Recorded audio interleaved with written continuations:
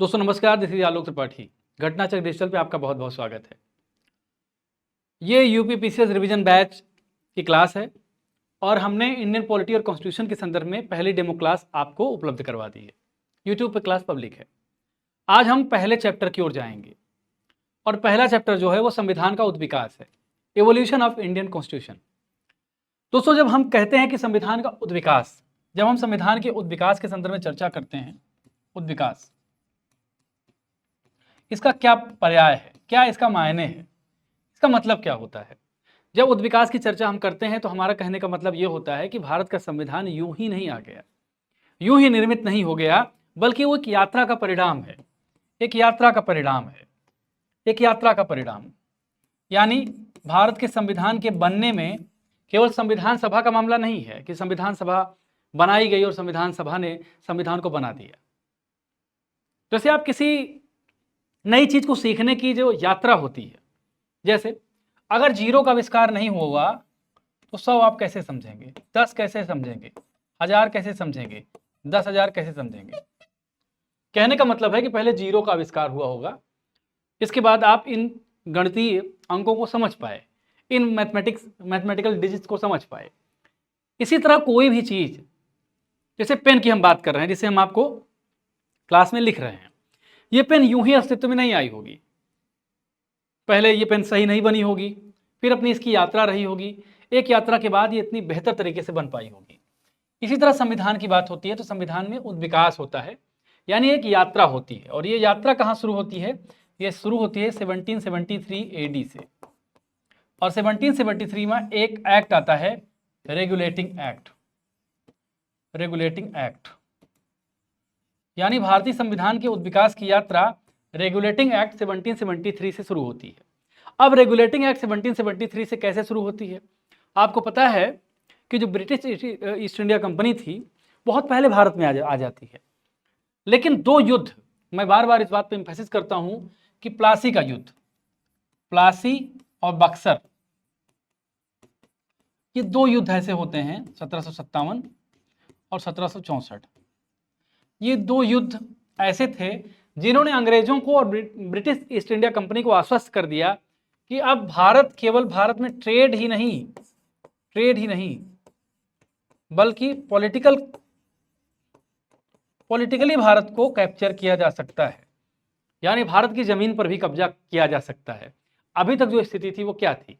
अभी तक स्थिति केवल व्यापार तक सीमित थी, लेकिन इन दोनों युद्धों ने बताया कि नहीं, केवल व्यापार तक मामला नहीं है, अब भारत पे कब्जा भी किया जा सकता है।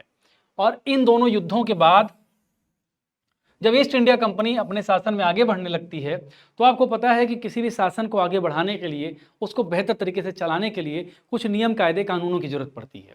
पहले क्या था? पहले भारत में अलग अलग, पहले क्या था?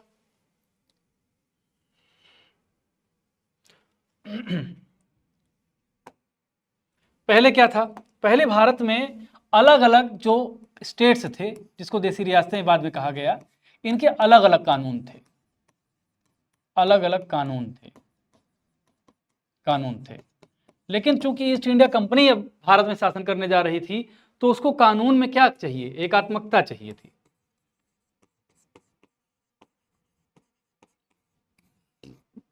और इस अप्रोच के लिए 1773 का रेगुलेटिंग एक्ट आता है, जिसके तहत एक सर्वोच्च न्यायालय की स्थापना का प्रावधान कलकत्ता में किया जाता है। तो ये एक पहला स्टेप होता है। तो आज हम इसी जर्नी में चलेंगे और सबसे पहले देखेंगे कि 1773 का रेगुलेटिंग एक्ट क्या है। 1773 का रेगुलेटिंग एक्ट आखिर में क्या है? तो ये एक्ट क्या है? इसी एक्ट के द्वारा क्या किया गया? इसी एक्ट के द्वारा बंगाल के गवर्नर को बंगाल का गवर्नर जनरल पद नाम दिया गया। यानी पहले जो है बंगाल का गवर्नर जो था उसका नाम बदल दिया गया, अब बंगाल का गवर्नर जनरल कर दिया गया इसके बाद, इसके नाम को।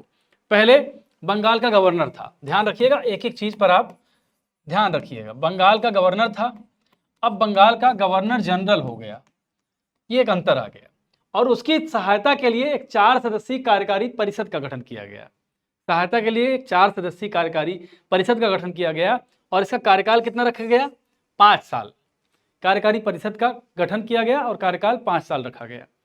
अब इसी एक्ट के अनुसार सबसे पहले प्रथम गवर्नर जनरल कौन था? वारेन हेस्टिंग्स, वारेन हेस्टिंग्स जो था वो सबसे पहला प्रथम गवर्नर जनरल था, सबसे पहला था। तथा फ्रांसिस क्लेवरिंग, कौन कौन लोग थे? फ्रांसिस क्लेवरिंग, मानसन और बारवेल काउंसिल के सदस्य नियुक्त हुए। ये चीज आप समझते जाइए। देखिए इसमें रिवीजन बैच में हमारी कोशिश ये है कि पूर्वावलोकन के प्रश्न भी हैं, अन्य एग्जाम में आए जो सवाल हैं वो भी हैं, मतलब आपको काफ़ी इंपॉर्टेंट जो इन्फॉर्मेशन हो वो प्राप्त हो जाए। तो पहला क्या है कि गवर्नर को बंगाल का गवर्नर कह दिया गया, गवर्नर जनरल कह दिया गया। और इसी एक्ट में प्रथम गवर्नर जनरल कौन बना? वारेन हेस्टिंग्स बना। और उसके साथ साथ कौन था? फ्रांसिस क्लेवरिंग, मानसन और बारवेल काउंसिल के सदस्य नियुक्त हुए। आगे बढ़ते हैं। सब परिषद गवर्नर जनरल को बंगाल में फोर्ट विलियम की प्रेसिडेंसी के सैनिक और असैनिक शासन अधिकार दिए गए तथा इसे प्रमुख मामलों में मद्रास और बंबई की प्रेसिडेंसियों का अधीक्षण भी प्राप्त हुआ। यानी बंबई और मद्रास जो दो प्रेसिडेंसी थी, इनको लीड कौन करेगा? बंगाल का गवर्नर, बंगाल का गवर्नर। ये सुप्रीमेसी दी गई बंगाल के गवर्नर जनरल को। यानी कहा गया कि बंगाल का गवर्नर जनरल इन तीनों जगहों पे जो लोग होंगे उनको सुपरसीड करेगा, उनको जो है लीड करेगा। इसके साथ साथ फोर्ट विलियम की प्रेसिडेंसी एवं सैनिक और असैनिक शासन का अधिकार दिया गया, यानी मिलिट्री पावर भी उसको प्रदान की गई और सिविल पावर भी प्रदान की गई। इसी एक्ट के तहत कलकत्ता में 1774 ईस्वी में, कब? 1774 ईस्वी में एक उच्चतम न्यायालय की स्थापना की गई, जिसमें एक मुख्य न्यायाधीश और 3 अन्य न्यायाधीश थे, 3 अन्य। एलिजा एम्पे इसके प्रमुख मुख्य न्यायाधीश थे। कौन? एलिजा एम्पे, याद रख लीजिए, एलिजा एम्पे इसके मुख्य न्यायाधीश थे। अब क्या था कि कंपनी के कर्मचारियों को निजी व्यापार करने तथा भारतीयों से उपहार लेने से प्रतिबंधित कर दिया गया इसी एक्ट के तहत। क्यों किया गया? क्योंकि उनको ये लगा कि जो निजी जो कर्मचारी हैं कंपनी के, मतलब जो कर्मचारी हैं वो जब अपना निजी व्यापार करेंगे तो कंपनी का हित तो प्रभावित होगा ही, कंपनी का इंटरेस्ट प्रभावित होगा ही, साथ साथ ब्रिटेन का इंटरेस्ट भी प्रभावित होगा, क्राउन का भी होगा। क्योंकि कंपनी को जो अधिकार दिया गया था कि आप भारत से जाके व्यापार करिए, लेकिन कंपनी के अधिकारी अगर अपना इंडिविजुअल व्यापार करेंगे तो कंपनी का नुकसान इससे होगा, साथ साथ ब्रिटेन के क्राउन का भी नुकसान होगा। इस एक्ट के बाद जो दूसरा महत्वपूर्ण एक्ट है वो है 1784 का पिट्स इंडिया एक्ट। कौन है? 1784 का पिट्स इंडिया एक्ट। इस एक्ट के द्वारा कंपनी के राजनीतिक और व्यापारिक कार्यों का पृथक्करण कर दिया गया। इसी को कहा जाता है डायरकी, जिसे हिंदी में कहते हैं द्वैध शासन। यानी आप कह सकते हैं कि 1784 का जो एक्ट था, इसी एक्ट के तहत द्वैध शासन की शुरुआत होती है। किसकी? द्वैध शासन। द्वैध शासन का क्या मतलब होता है? द्वैध शासन का मतलब होता है कि किसी भी पावर सेंटर को, किसी भी सत्ता के केंद्र को 2 भागों में बांट दिया जाए। किसी भी पावर सेंटर को, कोई भी power centre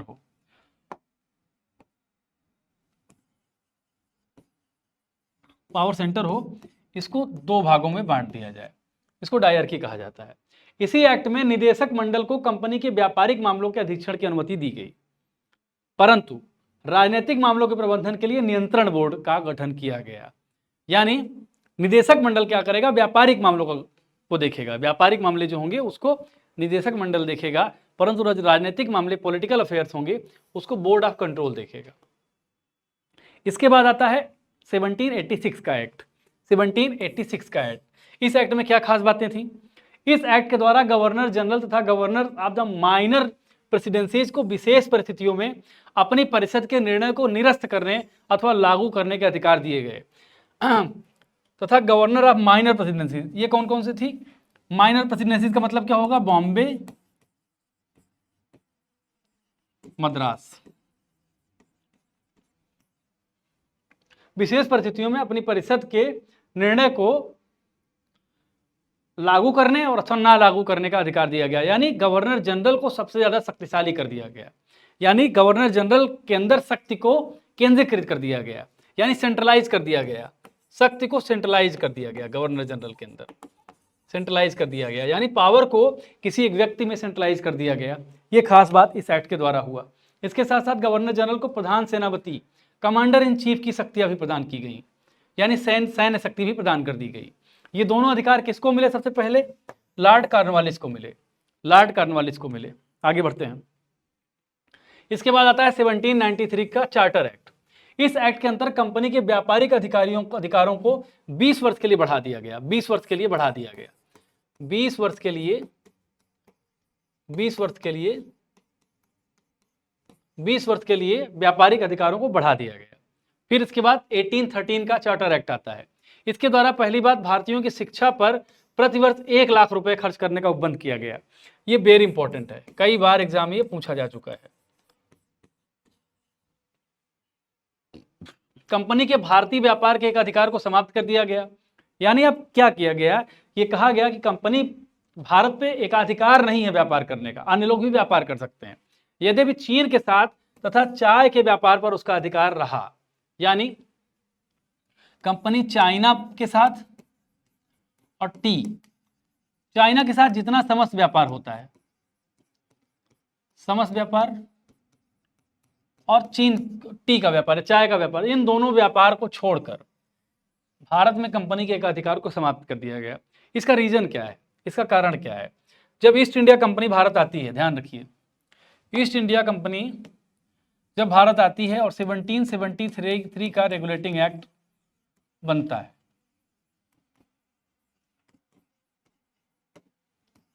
east India company किसकी थी?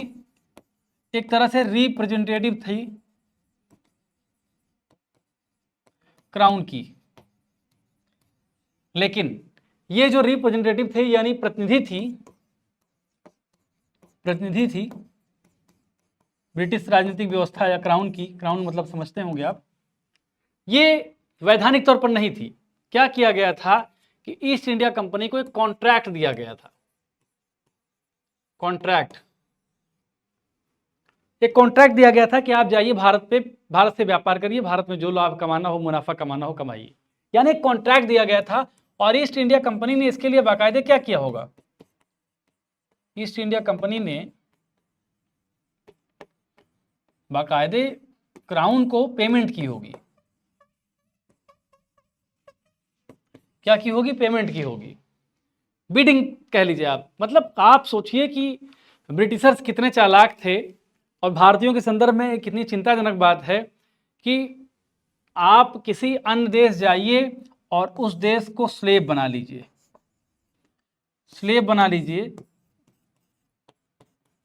ट्रेड करिए पहले, फिर पॉलिटिकली उस पर कब्जा कर लीजिए, और एक कंपनी को ठेका दिया गया था सब करने का। लेकिन जब ब्रिटिश क्राउन को यह लगने लगा कि कंपनी अब ज़्यादा आगे बढ़ रही है, ब्रिटिश क्राउन को यह लगने लगा कि कंपनी अब अत्यधिक शक्तिशाली हो रही है, तब उसको चिंता हुई। आप किसी व्यक्ति को भेजिए, आपके अंदर वो व्यक्ति काम कर रहा हो और कहीं जाकर अपना पूरा प्रभुत्व जमाने लगे, और प्रभुत्व जमाने के साथ साथ खूब करप्शन करने लगे, दाएं बाएं करने लगे, तो आपके दिमाग में आएगा कि इसकी शक्ति को नियंत्रित करना चाहिए, इसको कंट्रोल करना चाहिए। होता ना, इसको कंट्रोल करो यार, बहुत उड़ रहा है, ऐसी स्थिति। तो ये स्थिति जब क्रिएट होने लगी, तो क्या कर दिया गया कि भारत के साथ जो एकाधिकार था व्यापार का, उसको कम कर दिया गया। दूसरा रीजन एक और था, अगर हम बात करें एकाधिकार समाप्त करने का क्या मामला होगा? अगर हम कहें कि एकाधिकार को समाप्त कर दिया गया, यानी ये छूट दे दी गई कि अन्य जो ब्रिटिश कंपनियां हैं वो भी भारत में व्यापार कर सकती हैं। इससे क्या फायदा होगा? इससे क्या होगा? इससे ब्रिटेन की जो प्रणाली है, ब्रिटेन की जो व्यवस्था है या क्राउन है, उसको ज़्यादा धन की प्राप्ति हो सकती है, क्योंकि जब ज़्यादा कंपटीशन होगा तो बिडिंग ज़्यादा लगेगी। ये भी एक कारण हो सकता है। तो ये सब कारण जो है, ये सारी चीज़ें की गई। और लेकिन चीन और चाय, दो चीज़ों पर उसका एकाधिकार बना रहा। आगे बढ़ते हैं। अब 1833 के एक्ट पर बात करते हैं। इस एक्ट के द्वारा बंगाल के गवर्नर जनरल को संपूर्ण भारत का गवर्नर जनरल बना दिया गया। सबसे इंपॉर्टेंट फैक्ट यही है, यानी जो बंगाल का गवर्नर जनरल था, अब उसको संपूर्ण भारत का गवर्नर जनरल बना दिया गया। बंगाल का जो गवर्नर जनरल था उसको इंडिया का गवर्नर जनरल बना दिया गया, यानी संपूर्ण भारत पर अब गवर्नर जनरल होगा ये। इस चार्टर एक्ट की धारा 87 के अनुसार कोई भी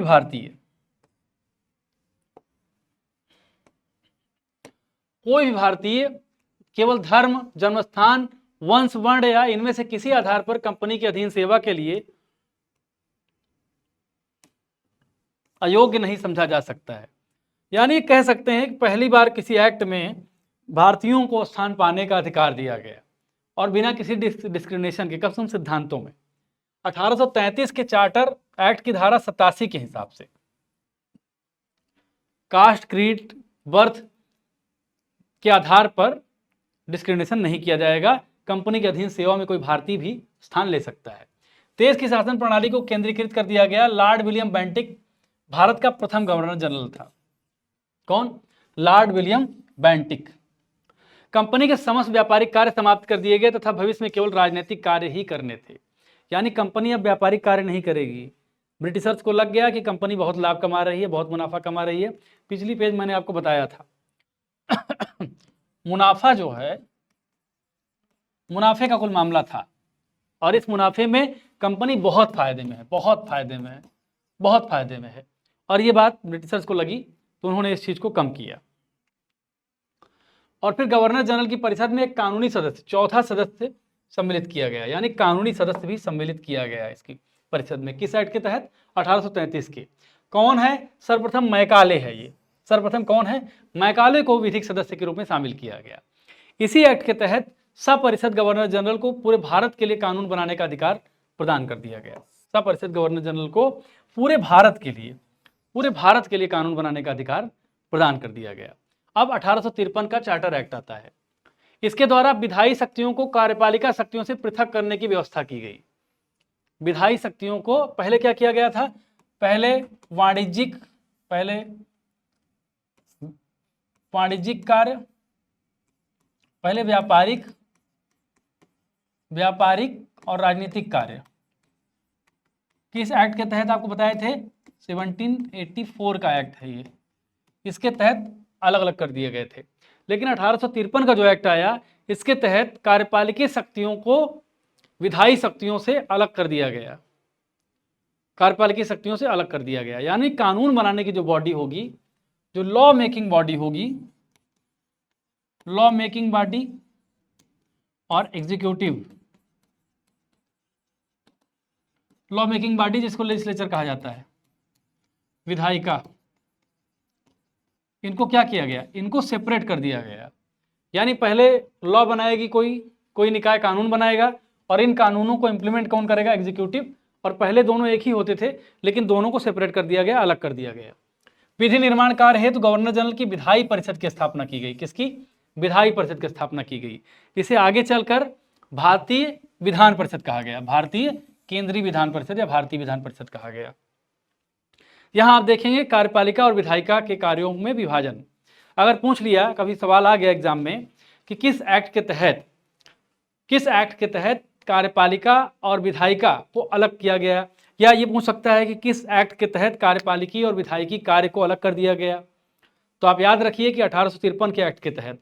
अगर ये पूछ रहा है किस एक्ट के तहत राजनीतिक और वाणिज्यिक कार्य या राजनीतिक या व्यापारिक कार्यों को अलग कर दिया गया, तो आप कहेंगे 1784 का पिट्स इंडिया एक्ट, इसी एक्ट के तहत। यानी अगर पूछा जाए कि सर्वप्रथम भारत में द्वैत शासन, अगर ये विकल्प दे दिया जाए, 4 विकल्प आपको, तो 1784 का पिट्स इंडिया एक्ट आप याद रखिएगा।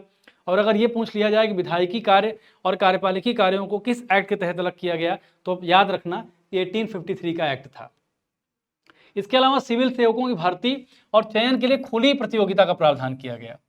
खुली, ओपन कंपटीशन। खुली प्रतियोगिता क्या मतलब होता है? ओपन कंपटीशन का मतलब होता है कि anyone can take part in the exam. कोई भी व्यक्ति इस परीक्षा में भाग ले सकता है। कोई भी व्यक्ति इस परीक्षा में भाग ले सकता है। और इसके ठीक पहले क्या किया गया था? ध्यान रखिए, चीजें क्रमिक तौर पर चल रही थी। इसी ठीक पहले 1833 के एक्ट के तहत कोई भारतीय जन्म या जन्मस्थान, वंश के आधार पर उसको रोका नहीं जाएगा कंपनी के तहत अधिकारी बनने में। और इसी एक्ट के बाद जस्ट आता है 1853 का एक्ट, जिसमें यह बताया गया कि अब ओपन कंपटीशन होगा। और फिर जब ये एक्ट खत्म हो जाता, ये इसी एक्ट के बाद, सॉरी 1853 के एक्ट के बाद 1857 का स्ट्रगल होता है, 1857 की रेवोल्यूशन होती है, जो भी आप कह लीजिए। और उसके बाद चीज़ें बहुत बदल जाती हैं। और चीज़ें बदलने के बाद फिर क्या होती है कि पूरी भारत की राजनीतिक व्यवस्था, इंडियन जो पॉलिटिकल सिस्टम होता है, जिसको गवर्नर जनरल के माध्यम से चलाया जा रहा था, east India company political affairs को देखती थी। देखिए एक चीज़ आपको ध्यान देना पड़ेगा। पहले आप एक चीज़, एक क्रम समझ लीजिए, क्रोनोलॉजी समझिए नई भाषा में। देखिए बहुत ध्यान से इसको समझिएगा जो मैं कहने जा रहा हूँ। देखिए 1600 के आसपास, 1600 कुछ में जो है कंपनी आती है भारत। ये आती है इंडिया, ईस्ट इंडिया कंपनी, इसको आप लिख लीजिए, ईस्ट इंडिया कंपनी। ये आती है इंडिया, भारत आती है, भारत। अब कंपनी को ये लगता रहता है कि भाई भारत में व्यापार बहुत होता है, यहाँ मसाले बहुत होते हैं, तो हम क्या करेंगे कि भारत से ट्रेड करेंगे। ट्रेड करने में दो चीज़ें थी कि भारत से कोई सामान खरीदा जाए या मसाले खरीदे जाएं। मान लीजिए खरीदा जाए और इसको क्या किया जाए, यूरोप के बाज़ारों में बेचा जाए, यूरोप या अमेरिका जहाँ भी बेच पाएँ, यूरोप के बाज़ारों में बेचा जाए, मुनाफा कमाया जाए। कंपनी ये काम लंबे समय तक करती रही, लेकिन दो युद्ध, 1757 प्लासी, 1764 बक्सर, इन दोनों युद्धों के बाद कंपनी के दिमाग में आने लगा कि केवल व्यापारिक मामला नहीं है, अब हम जो है भारत पे राजनीतिक नियंत्रण कर सकते हैं, राजनीतिक नियंत्रण कर सकते हैं।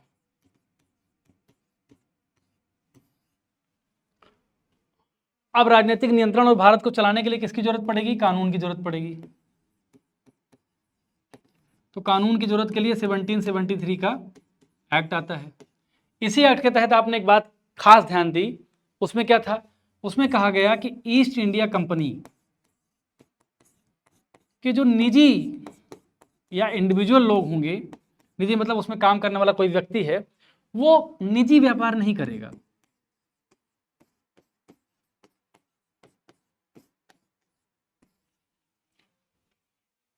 मतलब ब्रिटेन की सरकार ने धीरे धीरे नियंत्रण स्थापित करने का प्रयास किया। डायरेक्टली नहीं कहा कि भैया तुमको हम दबा देंगे, ये कर देंगे। जैसे आप किसी व्यक्ति को बाहर भेजें अपने काम से, तो वो अपना अच्छा काम कर रहा है, अपना बहुत प्रसार कर रहा है, आगे बढ़ा रहा है चीज़ों को, तो आप क्या करोगे, ऐसा थोड़ी कहोगे यार कि बस बंद कर दो, हो गया, गुस्से में आए, रात में फ़ोन किए, भाई बंद कर दो, टेंडर खत्म। ऐसा नहीं होगा। अगर ऐसा आप करते हैं तो आप बहुत बेवकूफ़ हैं, आप व्यापार में जीरो हैं। इसका मतलब आप क्या करेंगे, आप धीरे धीरे उसको कमज़ोर करोगे। और देखिए ये जो पूरा मामला है, आपको क्या लगता है, सत्ता और धन का जो मामला होता है, वो मामला केवल ऐसा नहीं था कि भारत और ब्रिटेन के बीच ही क्लैश था। ब्रिटेन के जो लोग थे, पैसा कमाने की श्रेणी में आगे थे, चाहे वो ईस्ट इंडिया कंपनी के अधिकारी हों, आला अधिकारी हों, या ब्रिटेन में सरकार चलाने वाले हुक्मरान हों, वहाँ के मंत्री हों, उन लोगों में भी एक क्लैश था।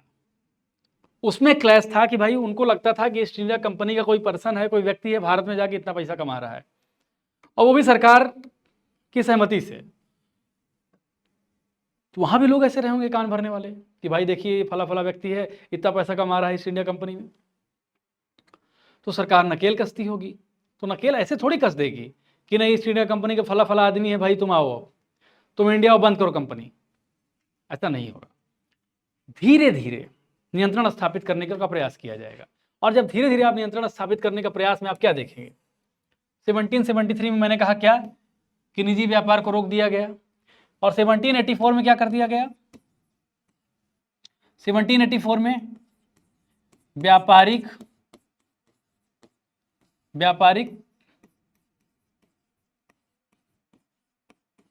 और राजनीतिक कार्यों को अलग कर दिया गया। यह भी कमजोर करने का ही प्रयास था, यह भी कमजोर करने का ही प्रयास था। यानी किसको कमजोर करने का प्रयास, ये ब्रिटिश सरकार कर रही थी। कौन कर रहा था, ब्रिटिश गवर्नमेंट कर रहा था। और किसको कर रही थी, ईस्ट इंडिया कंपनी को कमजोर करने का प्रयास कर रही थी, समझिएगा। और फिर 1853 का जो एक्ट आता है, इसमें फिर विधायिका और कार्यपालिका को अलग कर दिया गया। मेरा कहने का मतलब देखिए, मैं किसी कॉन्स्पिरेसी थियरी की तरह आपको बात नहीं बता रहा हूँ, और किसी किताब में बहुत क्लियर आपको हो सकता है ना भी मिले, लेकिन एक कंसेप्चुअल अंडरस्टैंडिंग की बात है कि धीरे धीरे ईस्ट इंडिया कंपनी को ब्रिटिश क्राउन ने कमजोर किया और चाहा कि उसका दखल हिंदुस्तान पे कम रहे। और 1857 का जो रेवोल्यूशन हुआ, 1857 की जो क्रांति हुई, उस क्रांति ने ब्रिटिश सरकार को यह मौका दे दिया कि अब वो ईस्ट इंडिया कंपनी के शासन को खत्म करे और डायरेक्टली भारत को अपने कंट्रोल में ले ले।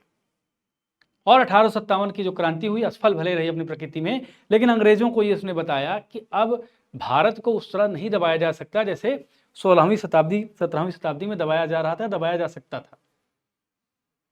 फिर बाद में कंपनी के शासन को खत्म करके 1858 का भारत शासन अधिनियम आता है।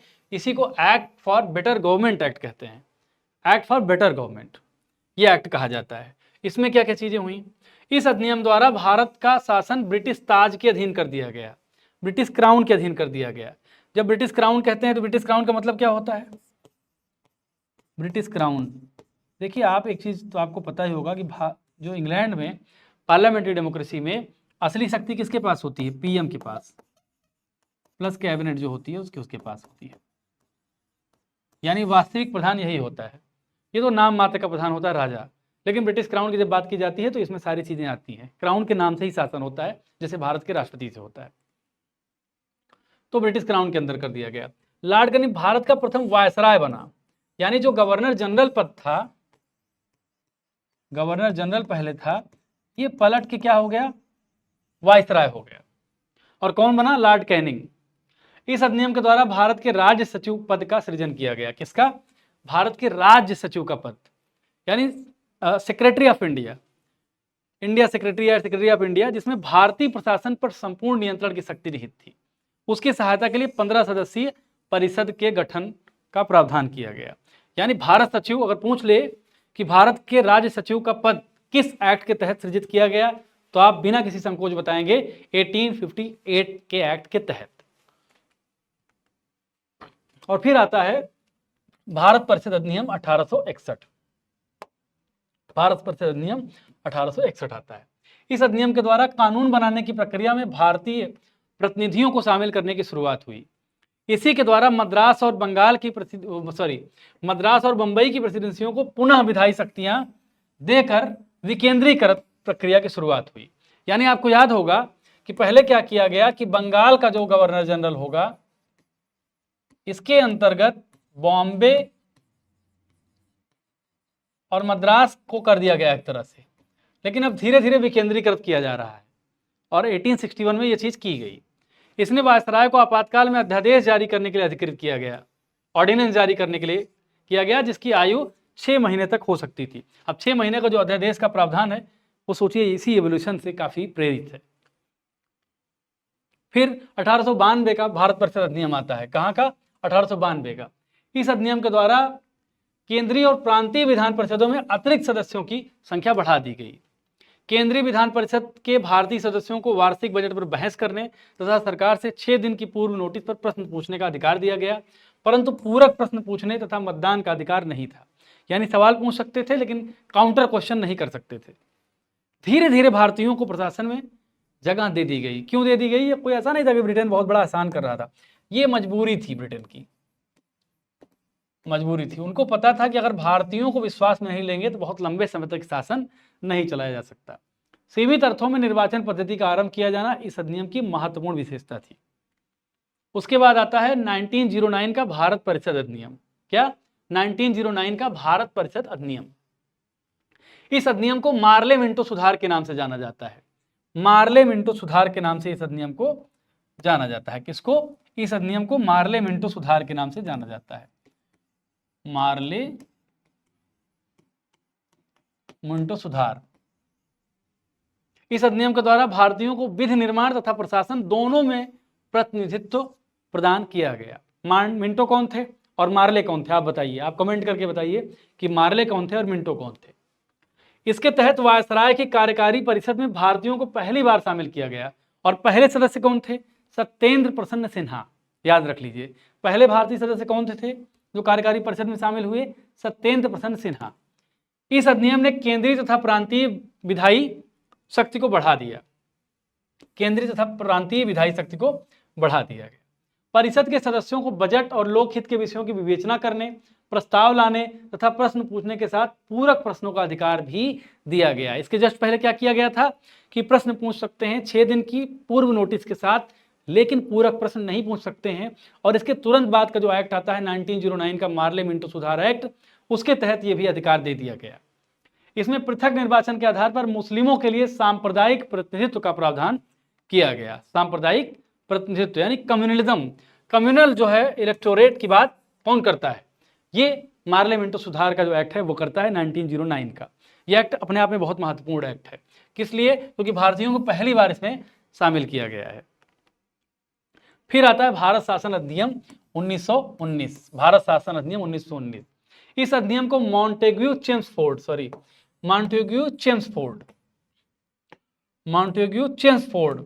के नाम से जाना जाता है। इस अधिनियम के द्वारा पहली बार प्रत्यक्ष चुनाव प्रणाली अपनाई गई। क्या? पहली बार प्रत्यक्ष चुनाव प्रणाली अपनाई गई।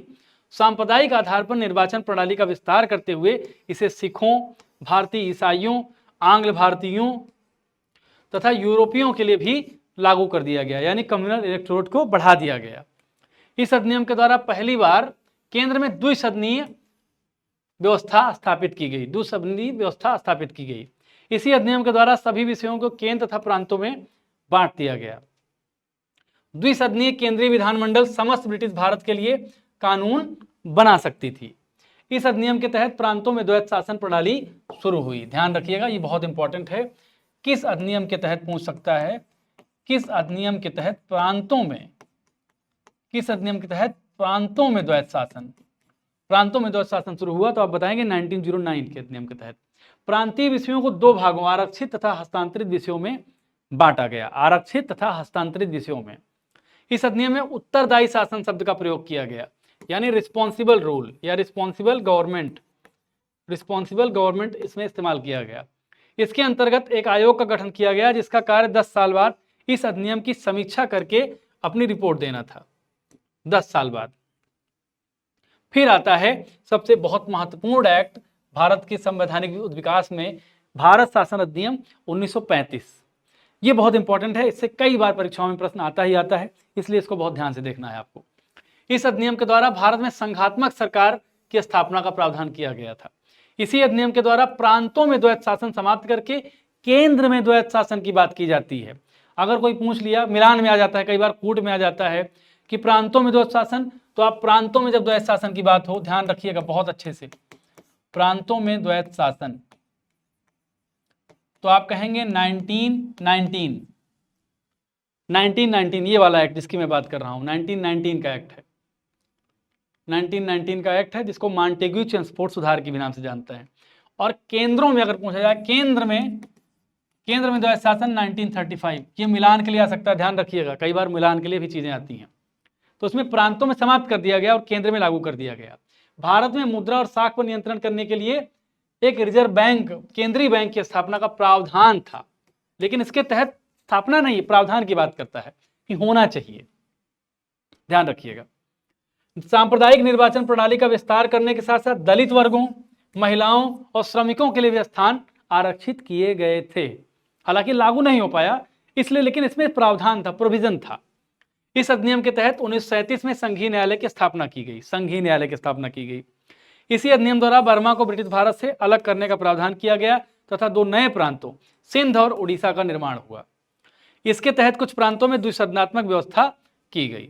और फिर सबसे अंत में आता है भारतीय स्वतंत्रता अधिनियम 1947। और ये एक्ट ऐसे समय पे आता है जब भारत आजाद होने वाला था और भारत को आजाद करने के लिए ही आता है। ये एक्ट भारत की आजादी के तुरंत पहले आता है और इसका उद्देश्य होता है भारत को आजादी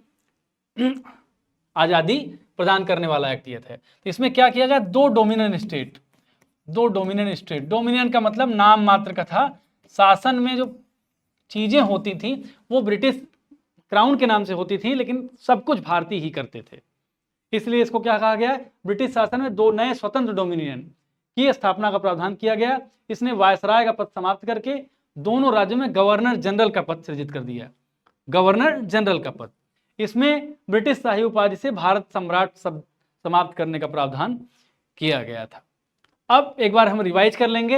ये चैप्टर, पहला चैप्टर बहुत इंपॉर्टेंट चैप्टर है, आपका ये समाप्त हो गया। मैं आपको बता देता हूँ क्या क्या इंपॉर्टेंट चीजें हैं जो आपके लिए बहुत जल्दी में आपको मैं बताऊंगा। देखिए, पहले 1773 के एक्ट पे आएंगे तो गवर्नर को बंगाल का गवर्नर जनरल कर दिया गया। कार्यकारी परिषद की बात की गई, 5 साल इसका कार्यकाल रखा गया। और फिर वारेन हेस्टिंग्स प्रथम गवर्नर जनरल बना। इसके सहायता के लिए फ्रांसिस, क्लेवरिंग, मानसन और बारवेल 4 लोग थे। इसके बाद सब परिषद गवर्नर जनरल को फोर्ट विलियम की प्रेसिडेंसी के सैनिक असैनिक चीज़ें दी गई। इसी के तहत 1774 में एक उच्चतम न्यायालय की स्थापना की गई जिसके चीफ जस्टिस थे एलिजा इम्पे। और इसके बाद 1784 का पिट्स इंडिया एक्ट आता है जिसमें पॉलिटिकल और कॉमर्शियल जो कार्य थे उनको अलग कर दिया गया। द्वैत शासन की बात की गई। और फिर 1786 का एक्ट आता है। उसके बाद 93 का एक्ट आता है, इसमें व्यापारिक कार्यों को 20 साल के बढ़ाने की बात करता है। और फिर 13 का एक्ट आता है जिसमें 1 लाख रुपए की बात करता है, भारतीयों के लिए इंपॉर्टेंट बात है ये। फिर भारतीय व्यापार के एकाधिकार को समाप्त कर दिया गया। इसी एक्ट के तहत मैंने बताया था कि धीरे धीरे कंपनी को कमजोर करने के लिए और एक प्रतिस्पर्धा बढ़ाने के लिए ये कदम उठाए गए। उसके बाद फिर 1833 का एक्ट आता है। इसमें गवर्नर जनरल का, जो बंगाल का गवर्नर जनरल था, उसको संपूर्ण भारत का गवर्नर जनरल बना दिया गया। इसी की धारा 87 के तहत कोई भारतीय जन्म और धर्म या वंश के आधार पर कंपनी के अधीन सेवा कर सकता था। देश की शासन प्रणाली का विकेंद्रीकरण कर दिया गया। कंपनी के समस्त व्यापारिक कार्य समाप्त कर दिए गए। और चौथा, एक कानूनी सदस्य मैकाले को जोड़ा गया। इसके बाद 53 का एक्ट आता है जिसमें विधायी और कार्यपालिकी शक्तियों को अलग अलग कर दिया गया। इसके साथ साथ फिर भारत शासन अधिनियम 1858 आता है जिसमें अब क्राउन के अंतर्गत डायरेक्ट शासन आ गया। भारत राज्य सचिव का पद सृजित किया गया। 15 सदस्यीय कार्यकारी परिषद बनाई गई। फिर आता है 1861 का एक्ट। फिर आता है 1892 का एक्ट। फिर 1909 का एक्ट आता है मार्ले मिंटो सुधार के नाम से। इसमें क्या किया गया कि भारतीयों को भी कानून बनाने और प्रशासन में प्रतिनिधित्व की बात की गई। पहली बार एक भारतीय सत्येंद्र प्रसन्न को इसमें शामिल किया गया। फिर 1919 का एक्ट आता है, मॉन्टेग्यू चेम्सफोर्ड की बात करता है। सांप्रदायिक आधार पर निर्वाचन प्रणाली की बात की जाती है इस एक्ट में। और इसमें द्विसदनी व्यवस्थापिका की चर्चा की जाती है। और केंद्र और राज्यों में बांट दिया गया विषयों को। और फिर जो है फिर 1935 का एक्ट आता है जिसमें प्रांतों में द्वैत शासन 1919 और केंद्र में द्वैत शासन 1935 की बात होती है। केंद्रीय बैंक की स्थापना का प्रावधान होता है। दलित वर्ग, महिलाओं और श्रमिकों के लिए स्थान आरक्षित करने की बात की जाती है। संघीय न्यायालय की बात की जाती है। बर्मा को अलग करने की बात की जाती है। सिंध और उड़ीसा को नए प्रांत के रूप में स्थापना करने की बात की जाती है। और इसके बाद 1947 का एक्ट आता है जिसके एक्ट के तहत भारत को आज़ादी प्राप्त हो जाती है। तो ये आपका पहला चैप्टर था। अगले चैप्टर में हम अब अगली क्लास में बात करेंगे संविधान सभा और संविधान के बारे में चर्चा करेंगे। तब तक के लिए मिलते हैं फिर। आपकी तैयारी अच्छी चले, आप बेहतर करते रहें। नमस्कार।